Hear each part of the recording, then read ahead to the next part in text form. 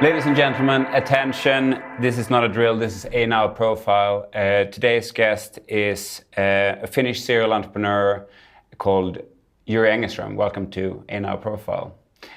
We've known each other for quite some time, and I'm really excited to have you here. You are normally based in San Francisco, and we're of course recording from Finland, so you're just getting ready to go back to San Francisco. How's the summer been? Summer's been pretty cold here in Finland, actually. Yeah. But nice. I love being here. You have a kind of a little project, because you're a really project kind of driven person, and you have a project that keeps you busy even when you're on holiday here, which is that you're running this kind of cafe from a place where you also have a house. Kahvila Siili in Käpylä here in Helsinki, yeah. Yes. Yeah. I mean, I'm interested in community. My background is, my training, as you know, is mostly in sociology, and, for many years now, mostly been working on online communities, but it felt like it was time to start something local in the real world. And that's what Kahvila Siili is all about. And it's the third year that you're running that cafe now. Yeah, we just shut it down for the winter. It's only open in the summers, and we look forward to opening again next June. You have been involved in thinking about that notion of community in a sense for a long term. I mean, for a long time we are of course conscious of the sense of community when it comes to social networking. That's an important term in that world. And you've been involved in that for now 2 decades. Yeah, I mean, you're not even old. I think that, the thing that worries me right now more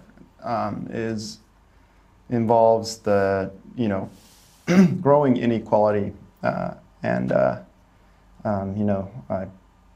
do believe that, companies, technology, the internet is a contributor to that in a way that we're just starting to figure out how it works. And if you look at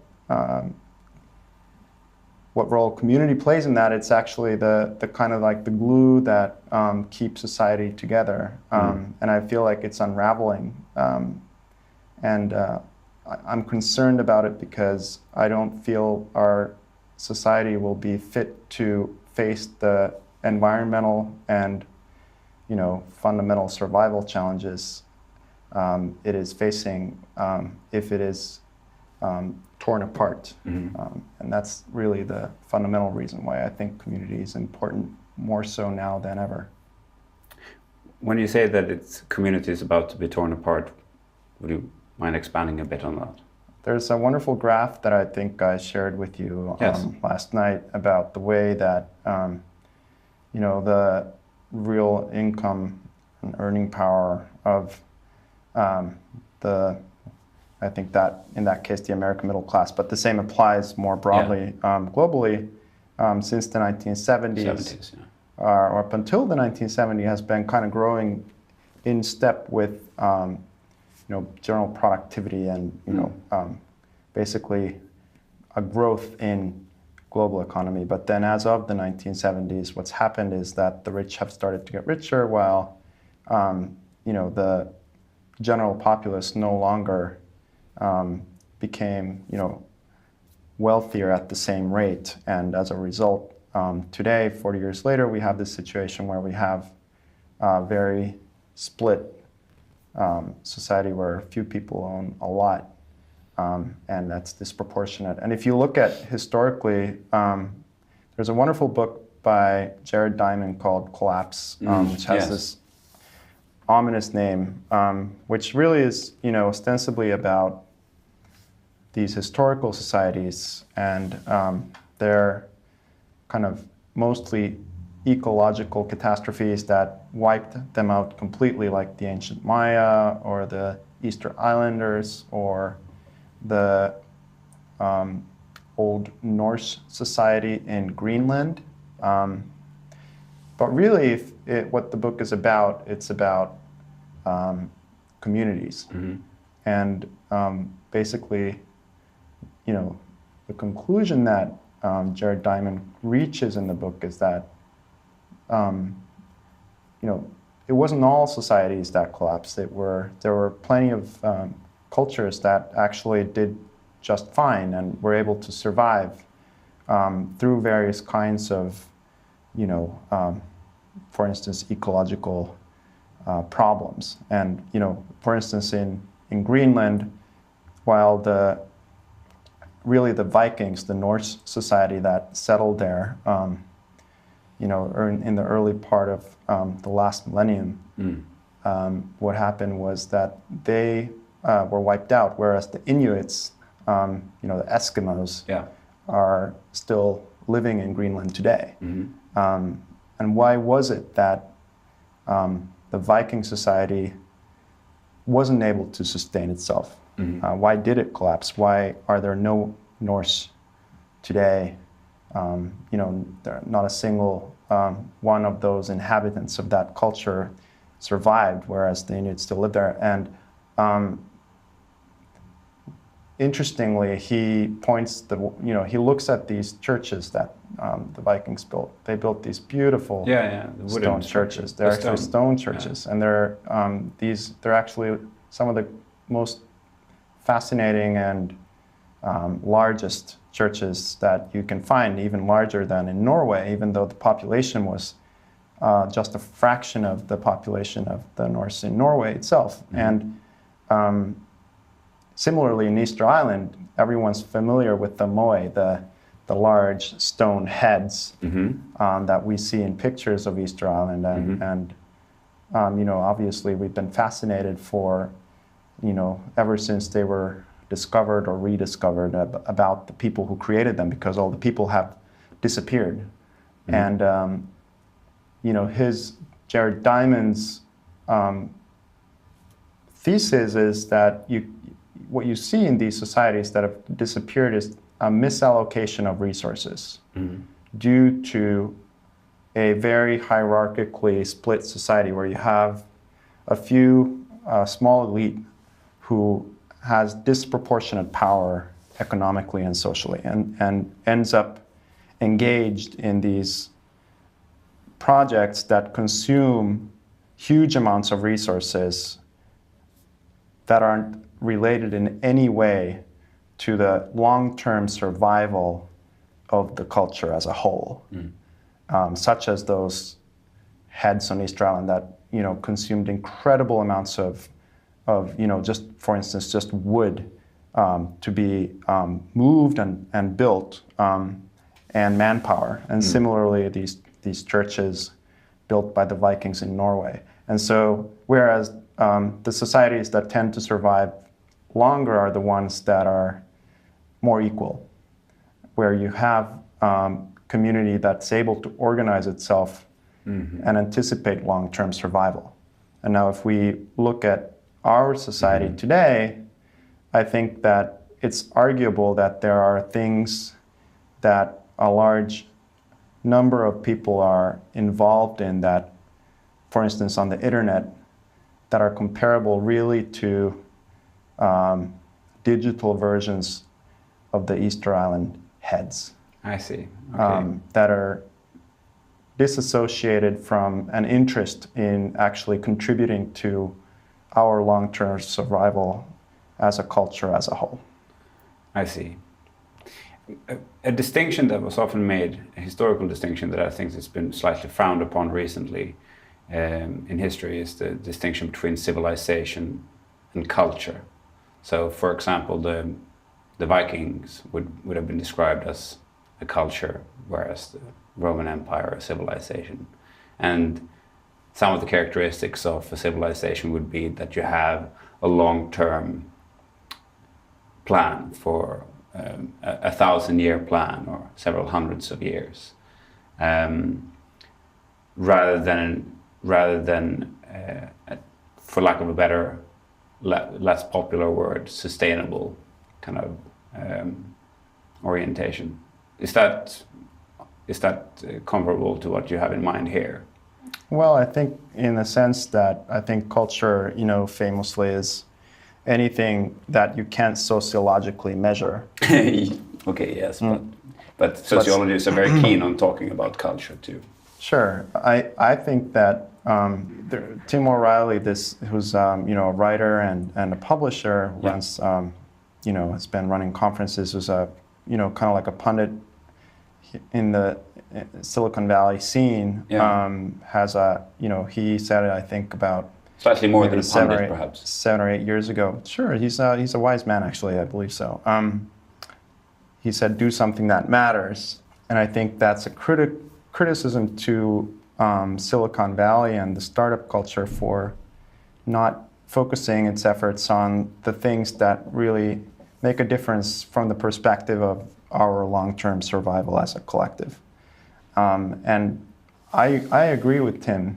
I think that what we need is for the current generation of students and young people who are studying. Also, we're here at Hanken, the Swedish School of Economics today. Is to really take that to heart.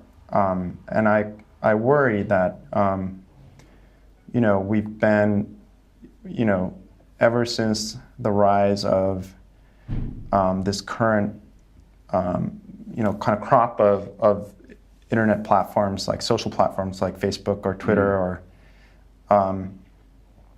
Snapchat and so on. There's sort of what started off as what actually a Finnish philosopher, Pekka Himanen, called the hacker ethic, this open source ideology of with enough eyeballs, all buckets are shallow, and the idea that computer code should be made freely available. It should be modifiable.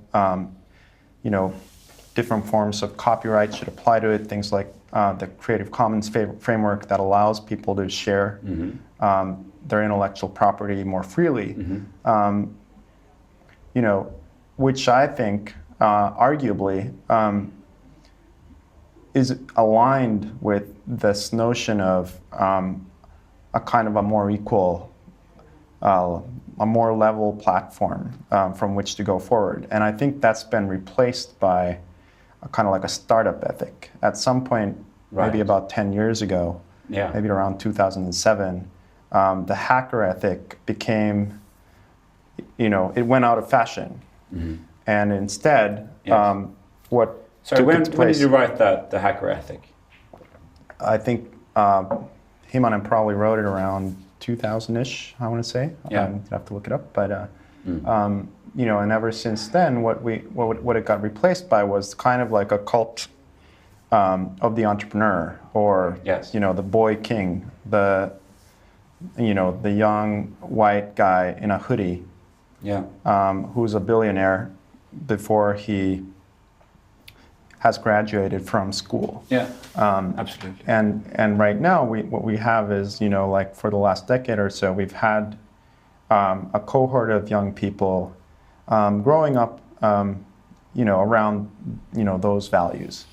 Absolutely. And so, I don't think there's anything necessarily wrong with that as such, but the results you have to be aware of, which are, on the one hand, if you look at things like, here in Finland we have the Slush conference, and we have a kind of like a buzz of its own around, very localized. I think most Western countries now have their own version of this kind of a Silicon Valley type of a startup scene, a buzz, which is wonderful, and it's exciting, it's creative, it's very generative and productive, and I think all those are very positive things. I genuinely, I belong to that myself.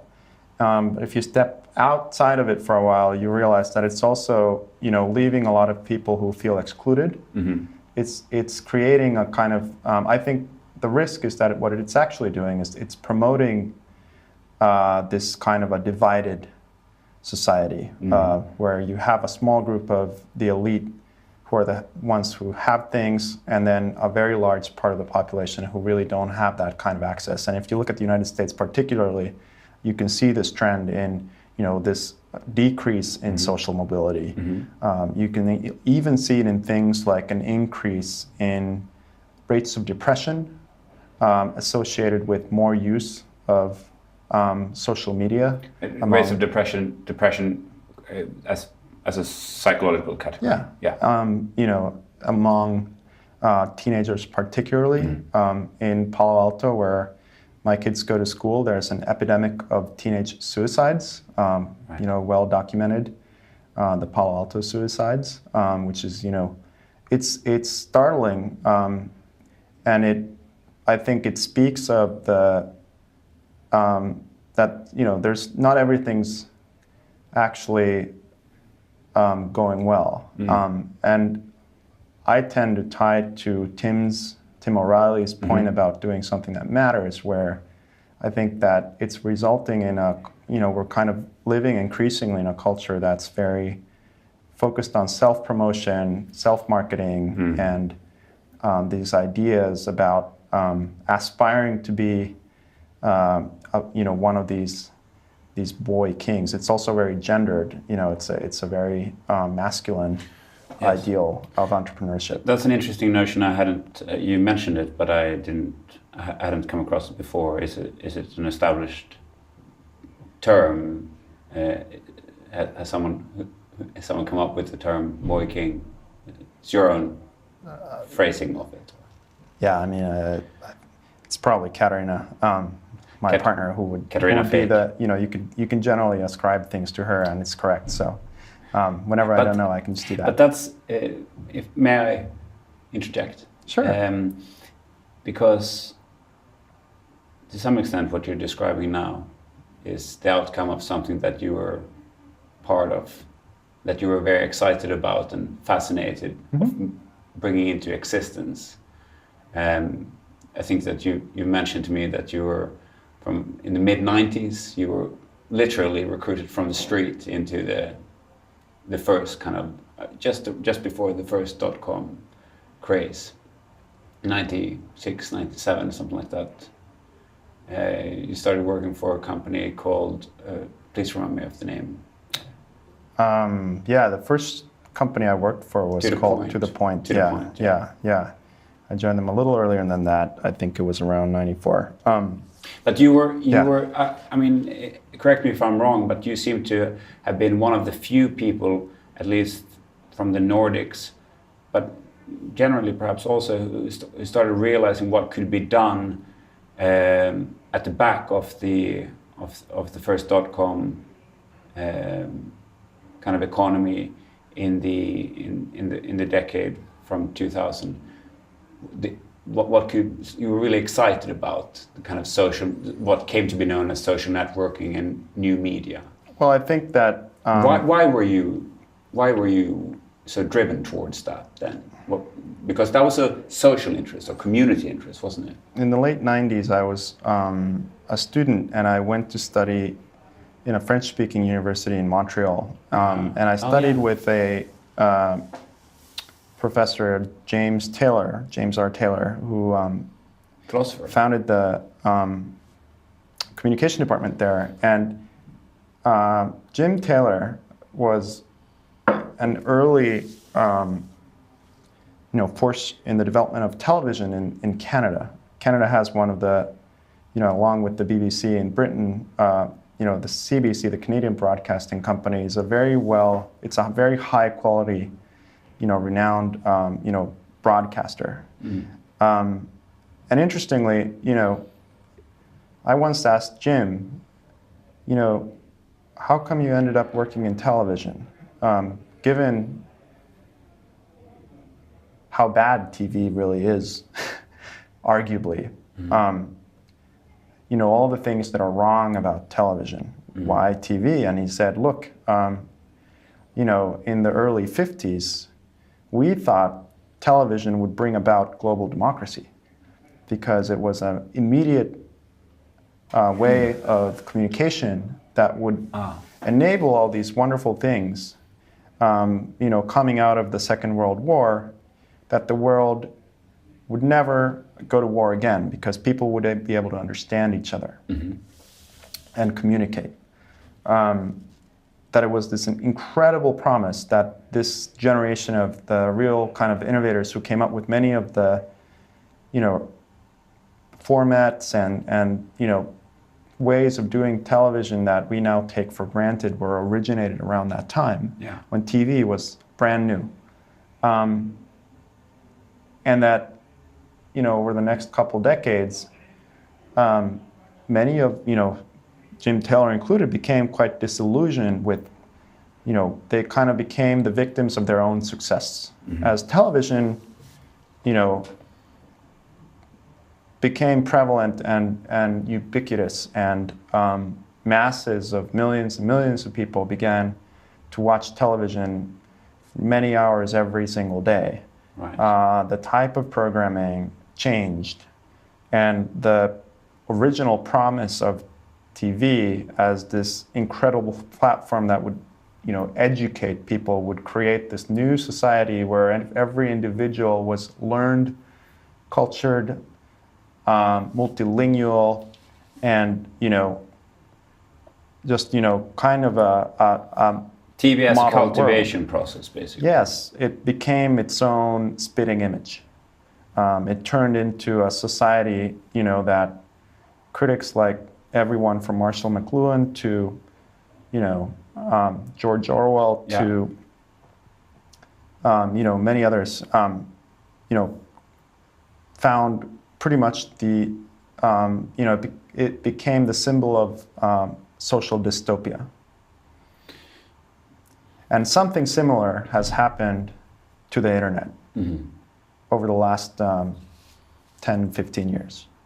I think that the original promise that I grew up with, of it becoming a global democracy where, with natural language processing and automated translation tools, you and I would be following and conversing with Chinese astronauts on this International Space Station, or we would be involved in social problems in distant Africa because we could.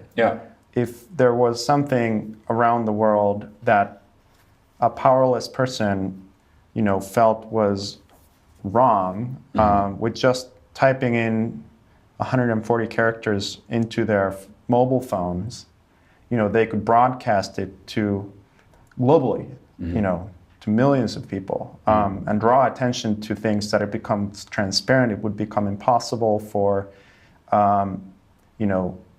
despotic rulers or dictatorships or violent regimes to exist, simply because the technology would make that incomprehensible to people, and it wouldn't be possible to do that. And if you look at what happened, is here we are in 2017, and last year,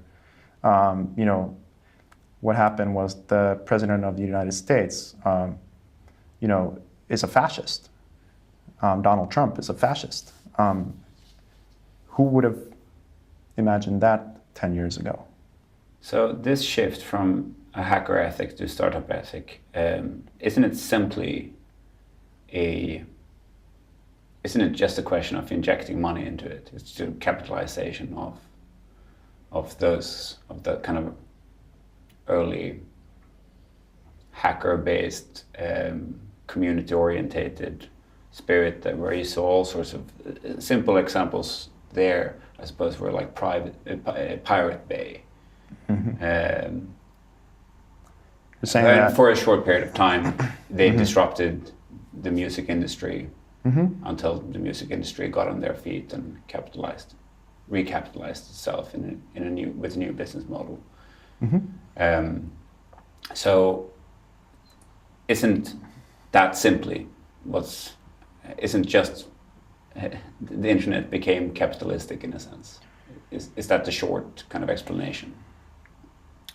Well, I think that for why we see this transformation. Yeah, so it's a really good question. So whether it's really what we have, the culprit to blame here is capitalism as an economic system that just basically takes these socio-technical innovations and ultimately turns them into ways of, kind of for all these things like, inequality, to just basically take a new form and actually accelerate. And I think it's a really good, it's a good critique.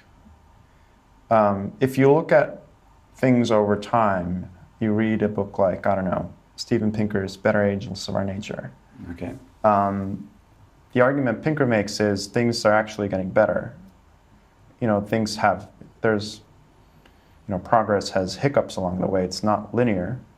But when you step back and you take a longer term view, it's indisputable that... That's progress kind of perspective.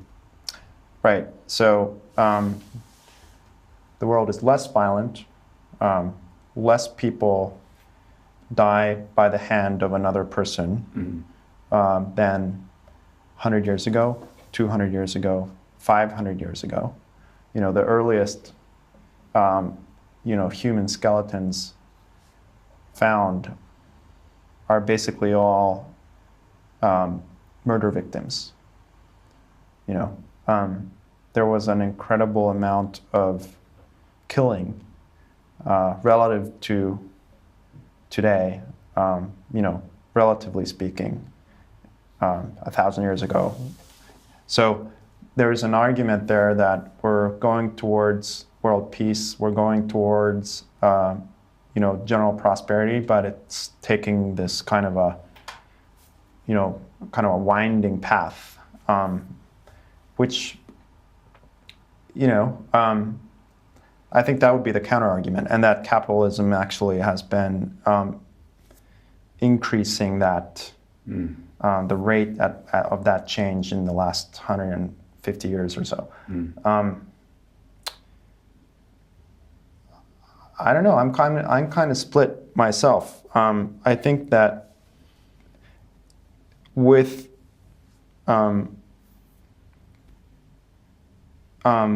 due regulation and with if you look at just how resources can be distributed more efficiently in a system like up here in the Nordics, it's quite promising. The societies are very young. You think about something like the famously short-lived Republic experiment in Rome. But it lasted for longer than our representative democracies mostly have lasted so far. So far? Yeah, so we're still super early. Yeah. And I don't know if it's going to last. And it could be like the model of China takes over and we end up finding that it's just a better way to combat global warming.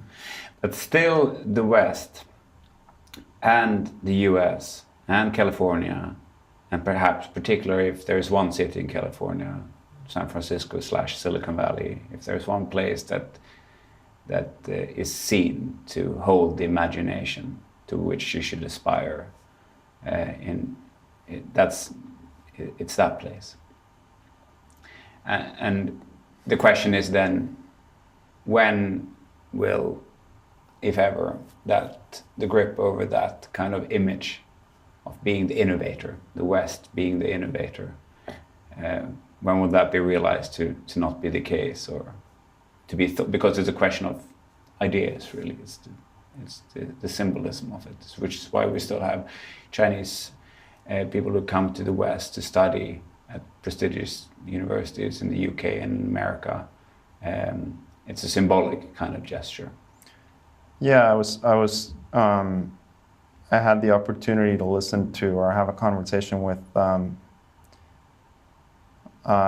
Pentagon official about, whether China is a threat to the United States. And, he had an interesting answer. He said, well, look, and specifically culturally, whether the Chinese system, thanks to the unfortunate, current U.S. government, and particularly its President Donald Trump, will create a situation where globally generation will grow up no longer feeling aligned with the values the United States, maybe California as part of it, stands for. and instead we'll start looking for another source ideologically and turn to China. And his answer was, well, China has these, kind of cultural centers around the world, staffed with English-speaking, folks, and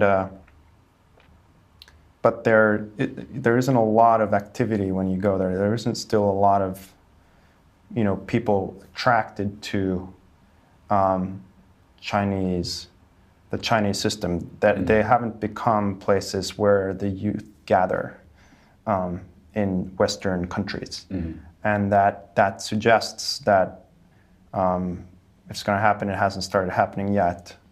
And I think that, overall, it's really hard to, it's kind of like in business, if it's hard to sell anything for cheaper than free. This is why these freemium business models in the internet world are so successful, because they capture basically everyone.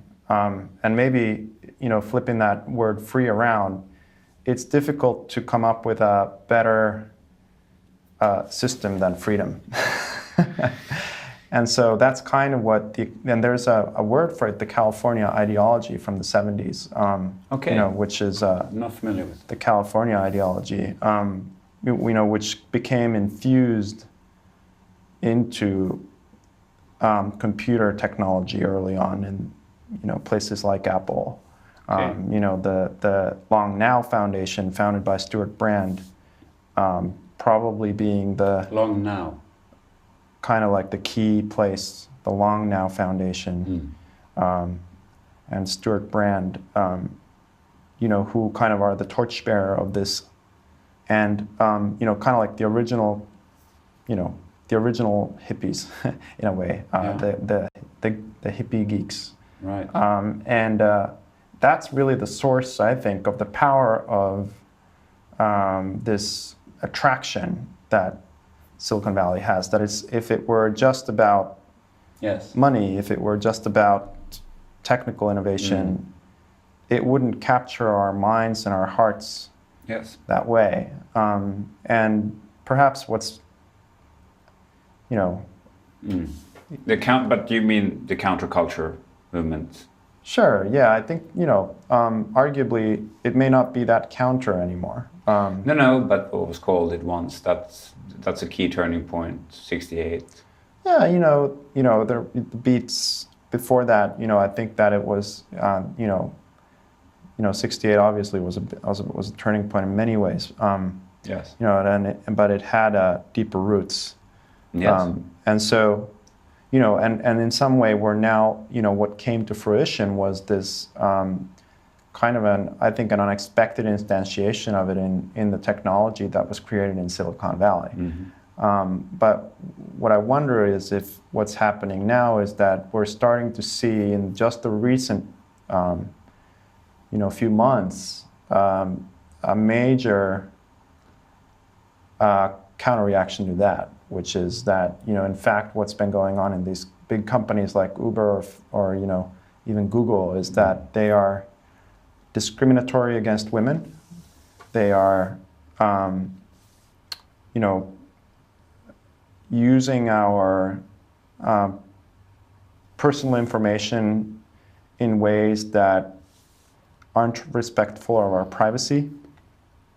In, for instance, the way that they target advertising. And also, what I was alluding to earlier, simply that a whole lot of our children are increasingly showing symptoms of unhappiness, even depression, as a direct consequence of their addiction to these platforms. This question about privacy, sorry to go back and forth here, and I don't want to call you out, but I seem to remember a conversation that we had probably in 2006, where you said that the future of our an ethical principle that will be guiding our future ethics, morals, will be that we're constantly aware the kind of the importance of complete transparency, the importance of complete disclosure, that everything that we are about will be known. That I think that you were referring. I'm not asking you to remember that particular passage, but I remember it vividly, and you referenced a thinker that had brought that to that had that kind of foresight, and you seem to be quite aware of that is where the internet and that is where our world is going. So you had some foresight in that.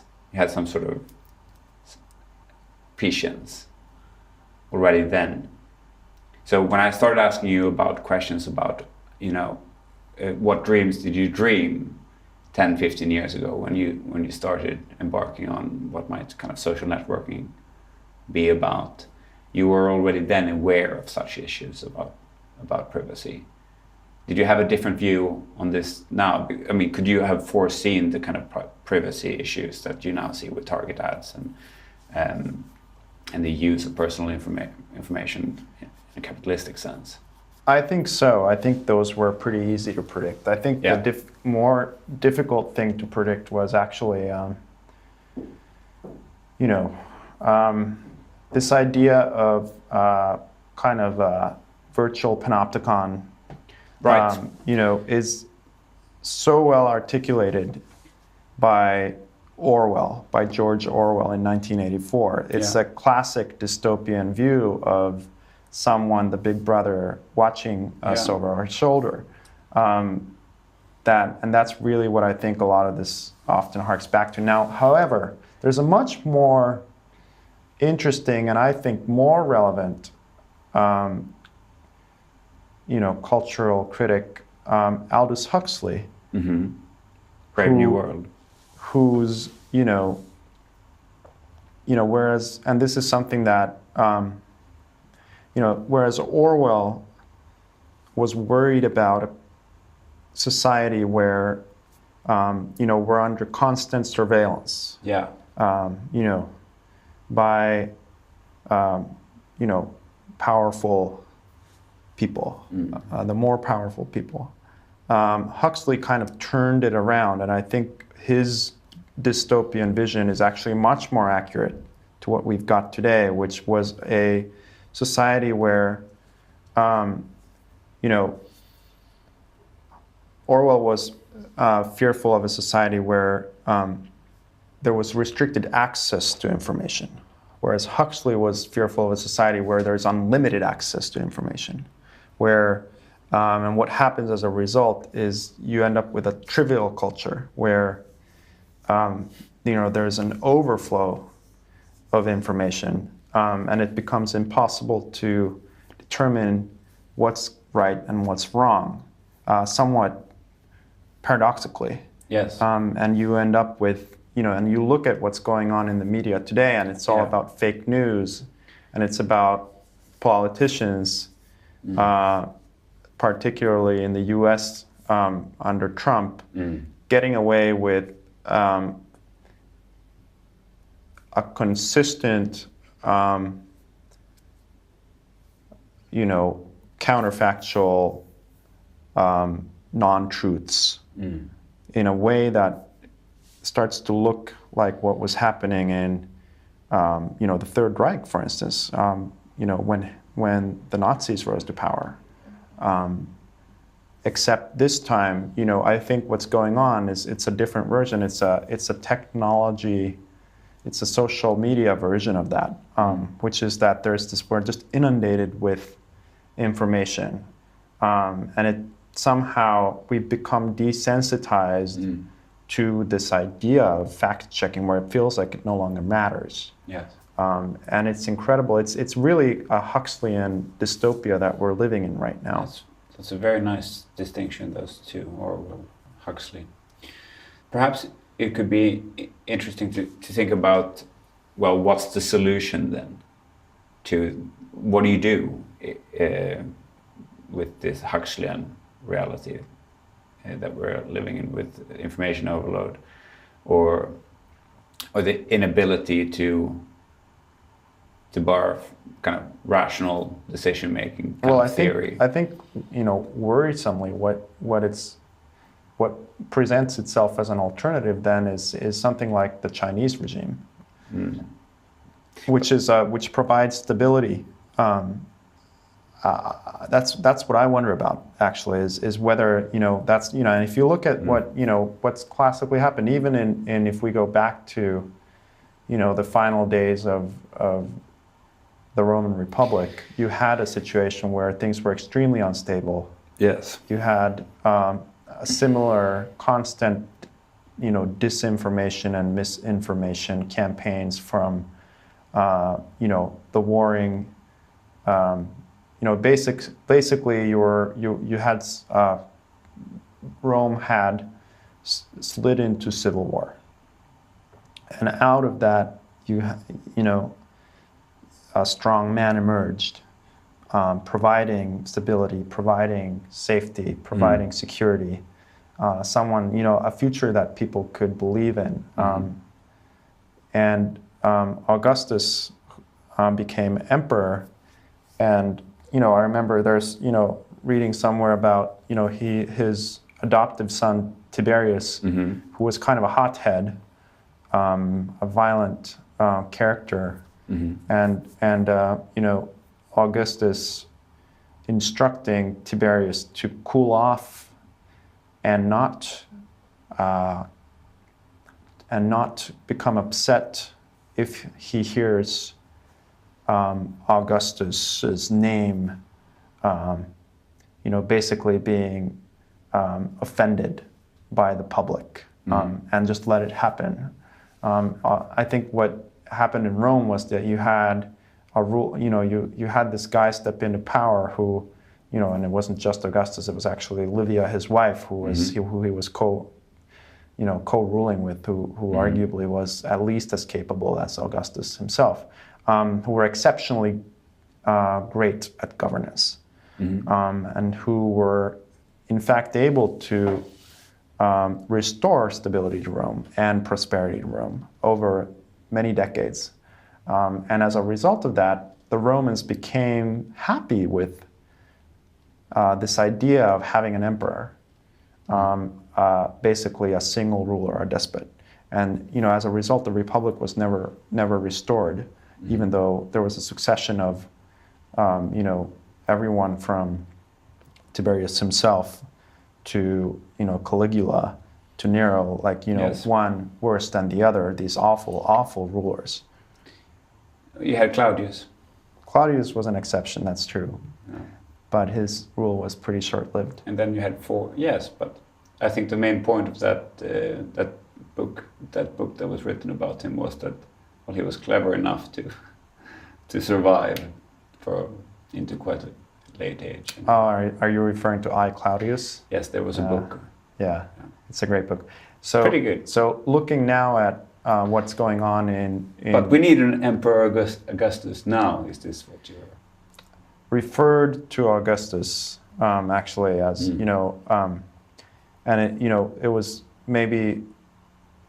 preempting the rise of a kind of like a despotic ruler, and which we in fact we have now in the U.S. We have Donald Trump, and but if I were to look for something positive in Trump, I think it would be, that Trump is clearly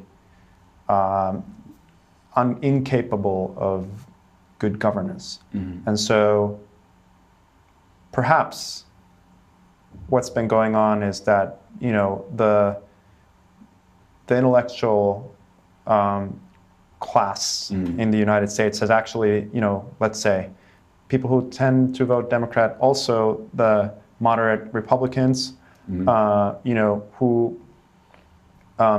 been kind of lulled into this constant improvement of technology. I was referring to before when I mentioned Steven Pinker's book, Better Angels of Our Nature, that things are just going to keep getting better. Yes. The world will get more prosperous, we'll get better technology, eventually we'll solve our problems. Especially under Obama, you had this feeling of hope Yes. And people were kind of lulled into a little bit of a complacency and became sleepy and more concerned in their own business. Right. Just expecting that somebody's going to take care of all of this for them, and didn't address the fundamental issues in the U.S. democracy, which are glaring, awful injustices, for instance, in the way the electoral system works, that enables the people electoral to yes, yeah, just to take one example, and so not to mention the way that lobbyists operate in DC and so on, and so maybe what Trump will function as is like a serious whack on the head for the American people to actually shape up, wake up, and take action to address these difficult structural problems that are crippling their society. And maybe Trump's regime will be short-lived and replaced by better rulership. And maybe what it'll do is it'll kind of shake these people into action and help address some of these problems that wouldn't have otherwise been addressed. Maybe we needed a crisis. I think that's the more positive narrative about Trump. But it sounds to me that that there have been a few Trumps previously. There have been American presidents who are a bit Trump.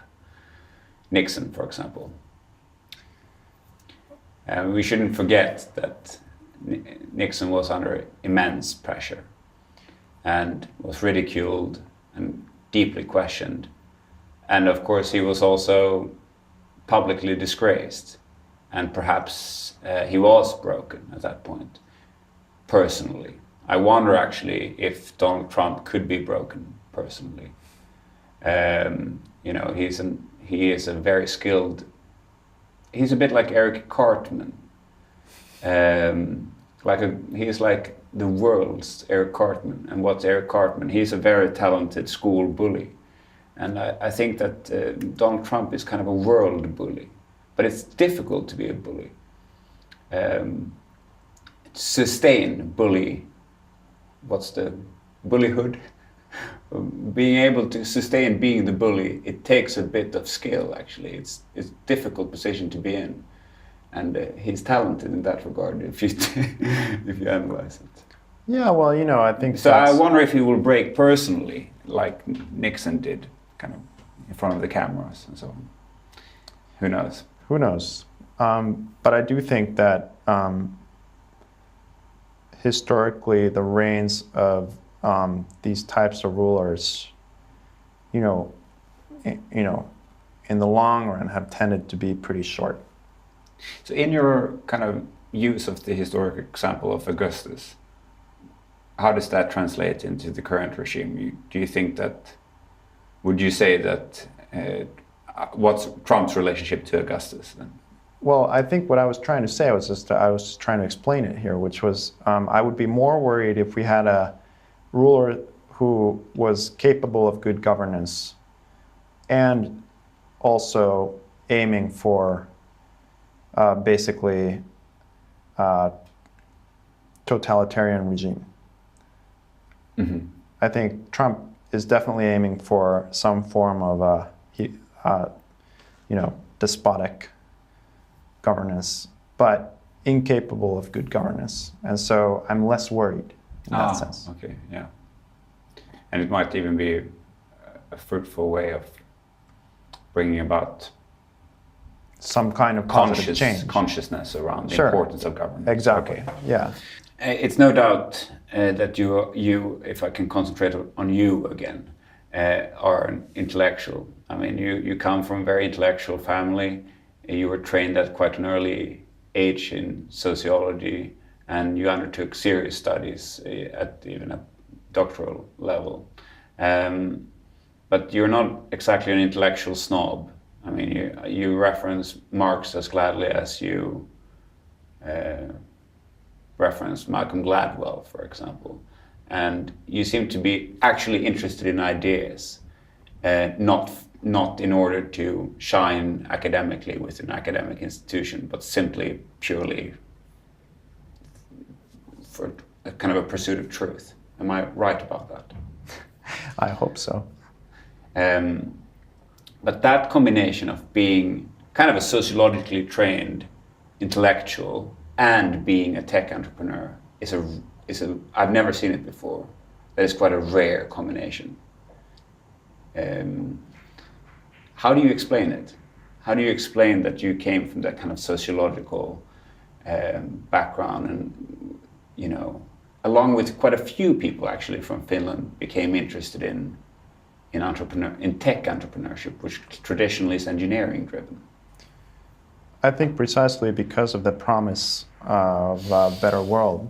Okay. And, you know, I'm at the tail end of a cohort of people who, you know, found their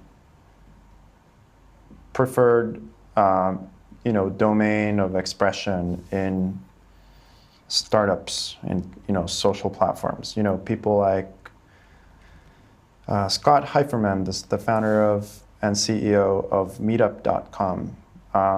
You know, my spouse, Katarina Fake, founder of Flickr, chairman of Etsy, and you know, one of the early investors in Kickstarter. The Kickstarter founders, you know, there are, you know, Rob Kalin, founder of Etsy. There are a number of entrepreneurs who I think, you know, Reid Hoffman, founder of LinkedIn. Yes. You know, Mark Pincus, founder of Zynga, who's now trying to create a new online party in the U.S., political party, WTF, win the future. Okay. Yeah. Tim O'Reilly, we already mentioned. Yeah.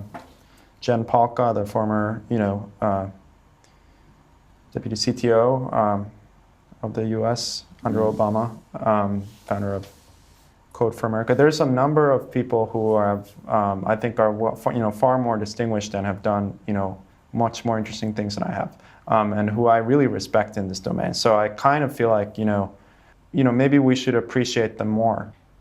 But to these people that you just mentioned now are Jimmy Wales, Wikipedia, and you know, Wikipedia was that's something extraordinary, isn't it?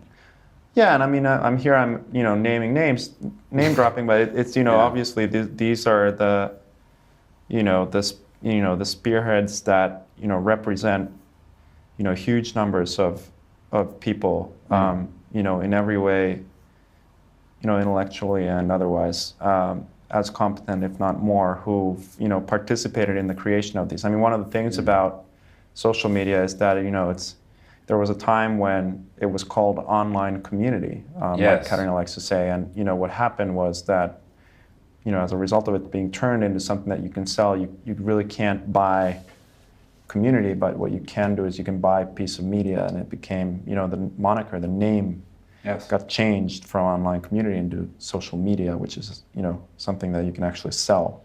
And if you look at, you know, the early days of these platforms, many were inspired by open source and particularly Wikipedia, which, you know, is still a, you know, tremendous force. And that conversation that can be had, like a meta conversation about what are the norms on this platform that happen on Wikipedia and the discussion pages, you know, that are kind of, you know, on the flip side of every article written, right? And I think what's interesting to note is that's precisely what's missing from the likes of Facebook and Twitter is they aren't created by a community who negotiates the norms. You know, it's very much a privileged, you know, few who decide the norms on those platforms, and I think that's what's now been reflected in. Sometimes they backfire and turn into these things that are real monsters. You know, like if you think about the kind of podium for hate speech that Twitter has evolved into. I think it's We should keep in mind that you thought quite along very similar lines as Twitter when you started a service called Jyri. Sure. I think that one of the differences, though, was that, on Jaiku, the most active channel was a conversation called about Jaiku itself and the norms that should be applied to conversations. So self-referential.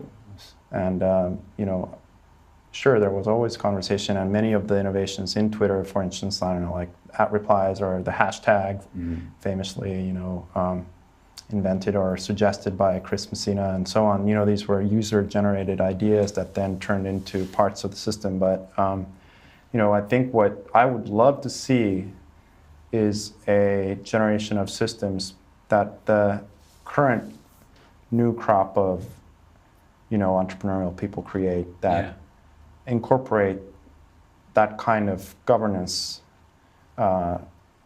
into their code. Right. In the words of Larry Lessig, code is law, and so that's quite literally, actually. Yeah. So I think that we need to celebrate that more. Now, tech entrepreneurship. You started off saying that we have this shift from hacker ethic to startup ethic. There is also something that is now becoming very mainstream. Of course, as you know, the typical business school graduate was keen on wanting to become either an investment banker or management consultant. The third category now, which is perhaps superseding the other two even, is to go and work, not necessarily becoming an entrepreneur, but certainly go and work for an entrepreneurially associated or driven company such as Google or Facebook.